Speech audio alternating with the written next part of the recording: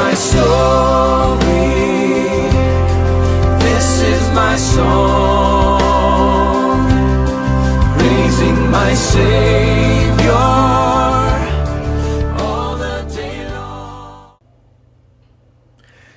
나는 전능하신 아버지 하나님, 천지의 창조주를 믿습니다. 나는 그의 유일하신 아들, 우리 주 예수 그리스도를 믿습니다.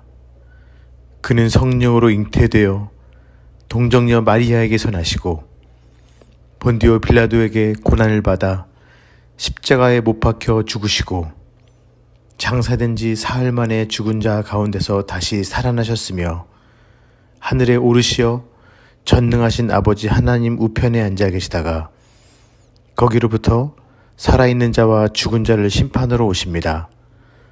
나는 성령을 믿으며 거룩한 공교회와 성도의 교제와 죄를 용서받는 것과 몸의 부활과 영생을 믿습니다. 아멘. 제2장.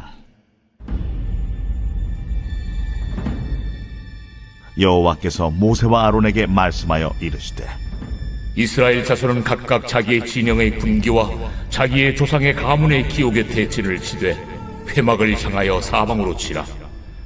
동방해 돋는 쪽의 진칠자는 그 진영별로 유다의 진영의 군기에 속한 자라.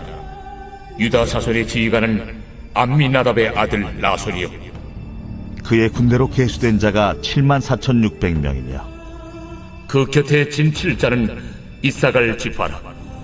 이사갈 자손의 지휘관은 수알의 아들 느다넬이요, 그의 군대로 계수된 자가 54,400명이라. 그리고 스불론 지파라. 스불론 자손의 지휘관은 헬론의 아들 엘리압이요, 그의 군대로 계수된 자가 57,400명이니 유다 진영에 속한 군대로 계수된 군인의 총기는 186,400명이라. 그들은 제1대로 행진할지니라. 남쪽에는 루벤 군대 진영의 군기가 있을 것이라. 루벤 자손의 지휘관은 스데울의 아들 엘리술이요, 그의 군대로 계수된 자가 46,500명이며 그 곁에 진칠자는 시므온 지파라. 시므온 자손의 지휘관은 수리사대의 아들 술루미엘이요, 그의 군대로 계수된 자가 59,300명이며 또 갓 지파라. 갓 자손의 지휘관은 룰의 아들 엘리아삽이요, 그의 군대로 계수된 자가 45,650명이니 루벤 진영에 속하여 계수된 군인의 총기는 151,450명이라. 그들은 제2대로 행진할지니라. 그 다음에 회막이 레위인의 진영과 함께 모든 진영의 중앙에 있어 행진하되 그들의 진친 순서대로 각 사람은 자기 위치에서 자기들의 길을 따라 앞으로 행진할지니라. 이상은 이스라엘 자손이 그들의 조상의 가문을 따라 계수된 자니 모든 진영의 군인 곧 계수된 자의 총계는 603,550명이며 레위인은 이스라엘 자손과 함께 계수되지 아니하였으니 여호와께서 모세에게 명령하심과 같았느니라. 이스라엘 자손이 여호와께서 모세에게 명령하신 대로 다 준행하여 각기 종족과 조상의 가문에 따르며 자기들의 길을 따라 진치기도 하며 행진하기도 하였더라.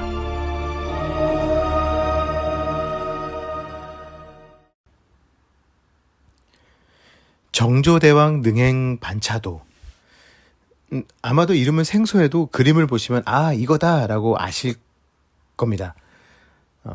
이 반차도는 조선 22대 정조대왕이 1795년 2월에 사도세자의 회갑을 기념하기 위해 모친 해경궁 홍씨를 모시고 수원의 화성에 다녀올 때 의전 행렬을 자세하게 기록한 그림입니다. 이 반차도에는 무려 1779명의 사람과 779필의 말이 등장합니다. 이 그림에서 흥미로운 사실은 왕이 타야 할 이 어마에는 왕의 얼굴이 그려져 있지 않다는 겁니다.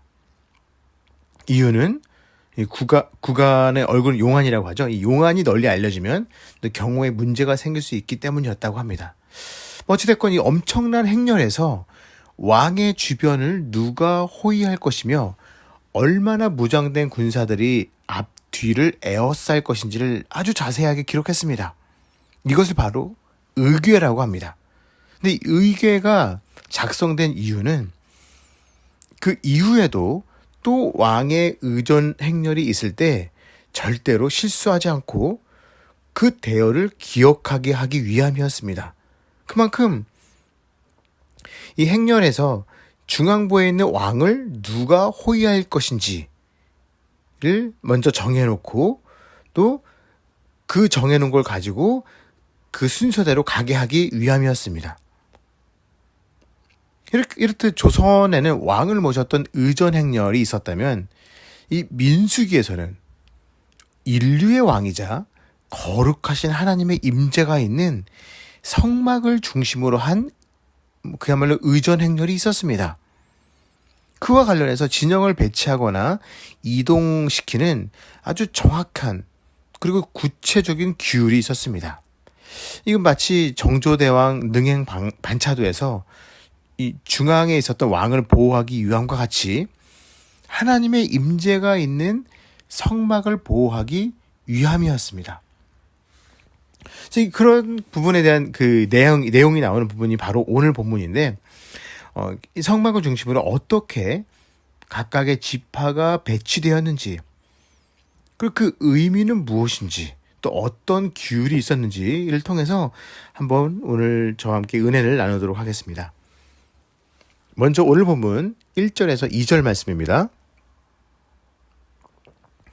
여호와께서 모세와 아론에게 말씀하여 이르시되 이스라엘 자손은 각각 자기의 진영에 군기와 자기의 조상의 가문의 기호 곁에 진을 치되 회막을 향하여 사방으로 치라. 아멘.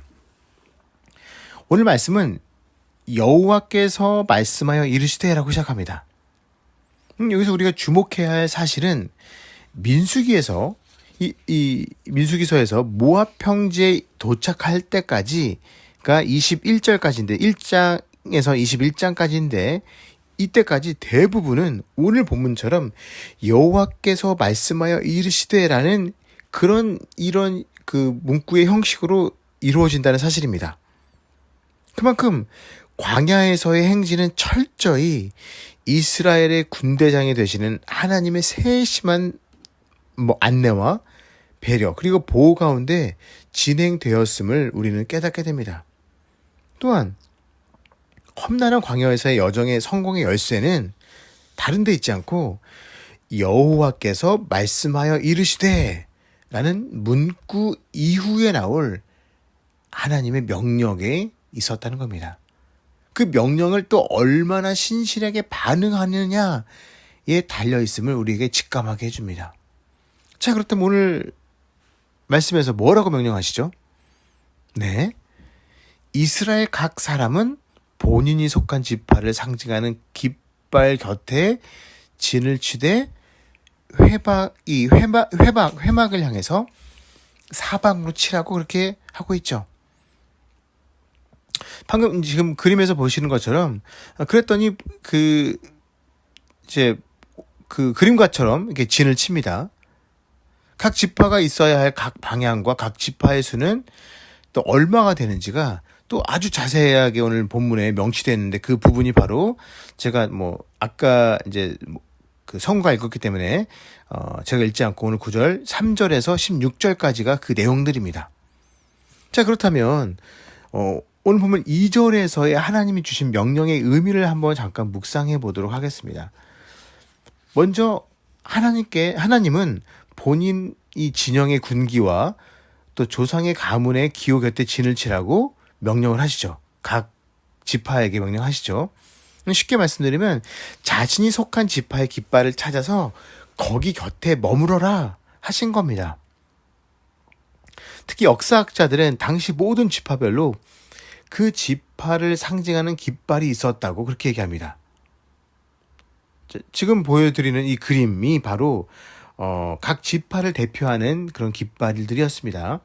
보시면 이제 동편에 있는 유다는 사자, 그리고 이제 루벤은 사람, 또 에브라임은 소, 또 단은 독수리가 그 지파의 깃발에 들어있는 상징들이었습니다. 모두가 그런 깃발의 상징들이었습니다.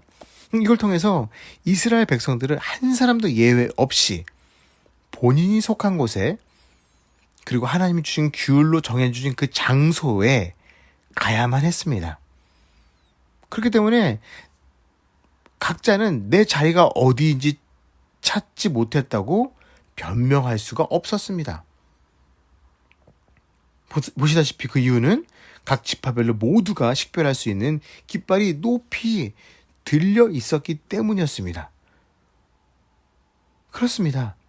약 60만 명 되는 이스라엘 백성들은 한 사람도 예외 없이 자신이 있어야 할 장소가 정해져 있었다는 겁니다. 지켜야 할 곳과 역할이 정해져 있었습니다. 그 위치를 충실하게 지켜야만 했습니다. 본인이 원한다고 다른 곳에 갈 수도, 또 본인의 위치가 마음에 들지 않는다고 그곳을 벗어나서도 안 됐습니다. 마찬가지죠. 본향을 향해 영적인 여정을 떠나고 있는 저와 성도님들도 먼저 각자가 충실히 지켜야 할 위치가 있죠.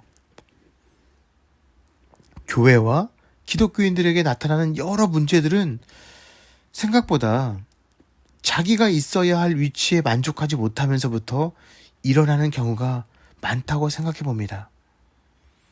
오늘 본문 17절에 보면 레위인들만이 성막과 가까이 성막 주변으로 진을 칠 수 있었습니다. 어제도 간략하게 말씀드렸지만, 근데 이것을 보고 다른 지파가 왜 레위만 가까이 갈 수 있냐, 왜 그들에게만 중요한 역할을 맡겼냐 하며 불평하면서 본인의 위치를 벗어나서 레위인 쪽으로 간다면 죽음을 면치 못했을 것입니다. 하나님께서 저와 성도님들을 각자의 위치에서, 삶에서 나만의 또 장점으로 하나님의 나라를 섬길 수 있도록 내 삶에 배치시켜 주심에 우리가 감사해야 되겠습니다. 내 위치를 만족하지 못하면 그 순간부터 삶의 감사는 없어지며 내가 있을 곳이 아니라는 생각에 교만해지며 타락에 빠지기 쉽다는 것입니다. 오히려 오늘 하루도 내 위치를 충실하게 지킬 수 있는 힘을 달라고 기도하는 그런 하루가 되길 소망해 봅니다. 또 하나님은 각 지파가 회막을 향하여 진을 치라고 명령하셨습니다. 여호수아 3장에 의하면 이 회막을 향했던 백성들과 이 언약궤와의 거리는 약 1km 정도였습니다. 그 행군에서 그랬습니다. 1km 정도. 그래서 이 정도 거리면 그들이 회막을 바라보고 진을 쳤어도 희미하게 보이거나 또 거의 안 보였을 정도였겠죠. 그들 눈에는 잘 보이지 않지만 그럼에도 하나님은 그들을 뚜렷하게 보고 계셨습니다. 시편 기자는 그 하나님은 졸지도 않으셨다고 고백하고 있죠. 우리는 안 보이지만 하나님의 시선은 나를 향해 있음에 또 감사하게 됩니다. 마지막으로 오늘 본문 17절을 읽겠습니다. 그 다음에 회막에 레위인의 진영과 함께 모든 진영의 중앙에 있어 행진하되 그들이 진친 순서대로 각 사람은 자기의 위치에서 자기들의 길을 따라 앞으로 행진할지니라. 아멘.